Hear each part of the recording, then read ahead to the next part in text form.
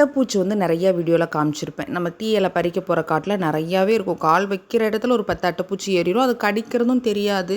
கடித்ததுக்கப்புறம் அந்த இடம் கொஞ்சம் ட்ரை ஆகிடுச்சு அப்படின்னா லைட்டாக அரிப்பெடுக்கிற மாதிரி இருக்கும், அவ்வளோதான். அதுவும் லைட்டாக சூடு காட்டினா அந்த இடம் வந்து அதுவும் சரியாயிடும்.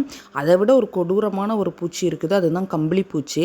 மேல் தோல் வந்து பார்த்திங்கன்னா கம்பளி மாதிரியே இருக்கும். அந்த கம்பளி தோல் வந்து லைட்டாக நம்ம உடம்புல பட்டாலே அரிப்பெடுக்க ஆரம்பிச்சிரும். அரிப்பெடுக்கிறதுனா அப்படியே நிறுத்த முடியாத அளவுக்கு சொரிய தோணும். அப்படியே ஒரு பக்கம் தடுப்பாகவே ஆயிரும்.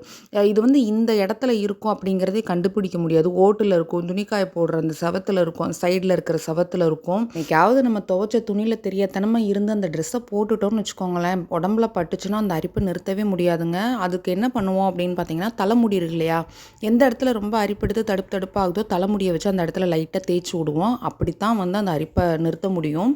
அன்னைக்கு நம்ம வீட்டு பெரிய வீட்டுக்குள்ளே தான் இந்த கம்பளி பூச்சி வந்துருந்துச்சு. பார்த்தாலே உங்களுக்கு எப்படி இருக்குன்னு தெரியும். பாய்.